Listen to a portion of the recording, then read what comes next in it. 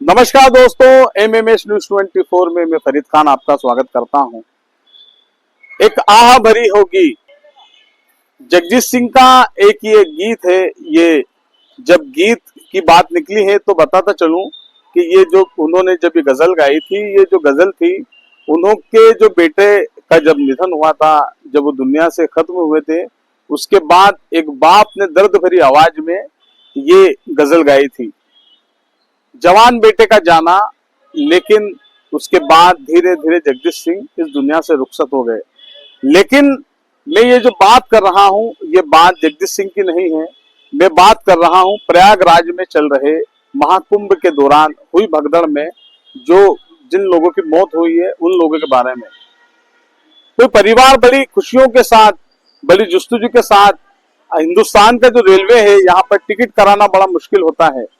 आम परिवार के लिए, लोगों के लिए जाना बड़ा मुश्किल होता है। रेल के रास्ते से, बसों के रास्ते से, अपने निजी वाहन के रास्ते से लोग प्रयागराज के लिए निकले। 13 जनवरी से शुरू होकर 26 फरवरी को प्रयागराज का ये जो महाकुंभ है ये खत्म होगा। लेकिन इसी बीच 28 जनवरी की रात 2 बजे एकाएक इस कदर भगदड़ मची कि वहां पर बहुत से लोगों की मौत हो गई। आंकड़े 35 से 40 बताए जा रहे हैं, तो कुछ लोग वहां पर जो मौजूद हैं वो बता रहे हैं कि जाने कुछ और भी गई है। सरकार की भी आंखें नम हुई। सेंट्रल की गवर्नमेंट ने, मोदी सरकार ने भी योगी जी से पूछा कि इतनी अव्यवस्थाएं किस तरह से हुई। या यहाँ तक तो ठीक ही था, लेकिन उसके बाद जो शंकराचार्य हैं उन्होंने भी सवाल उठाए और सरकार की कोताही पर पूरी तरह से सरकार को नकारात्मकता रुख के लिए जिम्मेदार ठहराया। उसके बाद लोगों ने अलग अलग तरीके से इस पे कमेंट्स किए। किसी ने अधिकारी को जिम्मेदार ठहराया, किसी ने अधिकारियों के साथ साथ सरकार को जिम्मेदार ठहराया और माना भी। विपक्ष का जो काम है, हमेशा कोई भी सरकार हो, चाहे कांग्रेस की सरकार हो तो जो विपक्षी दल है वो उसके खिलाफ बोलेंगे, भाजपा या अन्य सरकारें हैं तो वो उनके विपक्ष में बोलेगी। लेकिन मैं जो बात कर रहा हूं, मैं बात कर रहा हूं प्रयागराज में बड़ी मुश्किलों से जो लोग पहुंचे और जो स्नान के लिए जो लोग जा रहे थे, अमृत स्नान के लिए, उस अमृत स्नान को के लिए जैसे ही लोग आगे बढ़े, उसी दौरान ये खबर फैली कि यहाँ पर नागा साधु माँ गंगा में स्नान के लिए आ रहे हैं। फिर क्या था, लोग लौटने लगे और लौटते लौटते इस कदर लौटे कि वहां पर भगदड़ मची और रुक नहीं पाए। और 2 महिलाएं जब दबी तो 2 महिलाओं के दबने के बाद एकाएक स्थिति पूरी तरह से बदलती गई और वहां पर मौत का ढेर लगता गया। मौत का ढेर लगना था और जिसके बाद लोगों का ये कहने के लिए भी शुरुआत हो गई कि ये प्रयागराज में ये किस तरह की व्यवस्थाएं थी। प्रयागराज की व्यवस्थाओं को लेकर बहुत सी बातें सामने आई। वहां पर कई मोहल्ले के कॉलोनी ऐसी थी जहां पर जो लोगों का आना जाना तो शुरू था, लेकिन प्रयागराज का जो कुंभ का जो मेले का स्थान है वहां तक वो लोग नहीं जा सकते थे। जी हाँ, मैं बात कर रहा हूँ वहां के जो मुस्लिम इलाके थे, वहां से कुछ दूरी पर ही प्रयागराज का ये जो महाकुंभ का मेला था वो था। महाकुंभ में पूरी दुनिया से लोग आ रहे हैं, लेकिन सबसे बड़ी जो बात है कि प्रयागराज आज दुनिया के जो मुख्य जो चिन्ह है उनमें इसका नाम हो रहा है। दुनिया भर से लोग यहाँ पर आ रहे हैं, शाही स्नान की तैयारी, अमृत स्नान की तैयारी, और यहाँ पर शरीक हो रहे हैं। साधु संतों के बड़े बड़े डेरे लगे हैं। लेकिन यहाँ पर हमने देखा कि लोग जो किस चीजों को ज्यादा तवज्जो दे रहे हैं, मोनालिसा की आंखों को तवज्जो दे रहे हैं, हर्षा रिशारिया की खूबसूरती की बात कर रहे हैं। लेकिन जो लोग ये बात कर रहे थे उन लोगों को ये भी देखना था कि यहाँ पर महाकुंभ में आए हैं तो क्या अव्यवस्थाएं हैं जिनको दुरुस्त की जा सकती थी।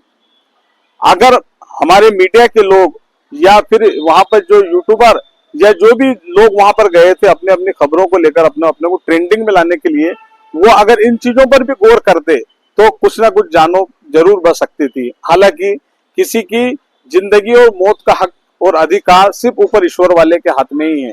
लेकिन जिम्मेदारों की जिम्मेदारी यही बनती है कि वो किस तरीके से इन अव्यवस्थाओं को रोके।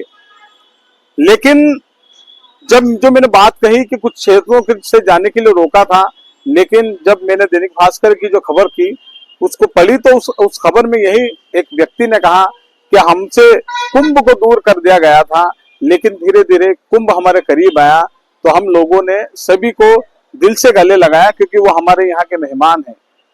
मस्जिदें खोल दी गई, मदरसे खोल दिए गए, खानकाहें, दरगाहें, और जहां जहां लोगों ने अपने घरों के दरवाजे भी खोल दिए लोगों के लिए, महज इसलिए कि ये हमारे मेहमान हैं, हमारे लोग परेशान ना हो। यहाँ पर कोई धर्म का भेद नहीं था, यहाँ पर कोई जाति का भेद नहीं था, सिर्फ हमारे लोग हैं, हमारे यहाँ के हैं, इसलिए इनके लिए हम दरवाजे खोलते हैं। दरवाजे जो खोलने थे वो लोग भी हिंदू भी हैं, मुसलमान भी हैं, सिख भी हैं, ईसाई भी हैं, जैन भी हैं, पारसी, सभी धर्मों के लोगों ने सिर्फ इसलिए कुंभ के, इलाहाबाद का जो महाकुंभ है प्रयागराज का, इसलिए अपने दरवाजे खोले कि हमारे यहाँ पर आने वाला मेहमान बाहर जाकर ये ना कहे कि हमें प्रयागराज में सही सहूलियतें नहीं मिली। अभी जब हम देखें 2028 की तैयारी चल रही है मध्य प्रदेश के हमारे उज्जैन में, हमारे पड़ोसी शहर उज्जैन में, तो उज्जैन का 27 मार्च से शुरू होने वाला जो हमारे यहाँ पर है कुंभ का, यहाँ पर सिंहस्थ शुरू होगा जो 27 मई तक चलेगा 2028 तक, उसकी तैयारियां अभी से शुरू हो गई है। 3 साल का वक्त बचा है, वो तैयारियां अभी से शुरू हो चुकी है। लेकिन हम लोगों को ये देखना समझना चाहिए कि प्रयागराज में क्या अव्यवस्थाएं हुई हैं जिसकी वजह से इतने बड़े हादसा हुआ, वो कई घरों के चिराग बुझ गए, कई घरों के जो सरपरस्त थे वो इस दुनिया में नहीं रहे। हम लोगों को ये देखना, हमारे व्यवस्थापकों को ये देखना चाहिए, सरकारों को ये समझना चाहिए कि आने वाला जो कुछ दिन और बचे हैं फरवरी के, जो 26 फरवरी तक ये महाकुंभ है, इस बीच में कुछ ऐसी अव्यवस्थाएं ना हो जिसकी वजह से लोगों को परेशानियां का सामना करना पड़े। महाकुंभ जो होते हैं, चाहे अजमेर की दरगाह का क्षेत्र हो या महाकुंभ हो या कहीं भी किसी भी रूप में धार्मिक आयोजन होते हैं, तो वहां पर एक मिला जुला कुंभ होता है, एक मिला जुला संगम होती है। इस संगम को समझने के लिए हम सभी लोगों को ये जानना और समझना चाहिए कि ये किसी का जाति भेदभाव का कोई काम नहीं है। यहाँ पर इंसानियत सर्वोपरि है और इंसानियत का पैगाम हमने प्रयागराज में देखा।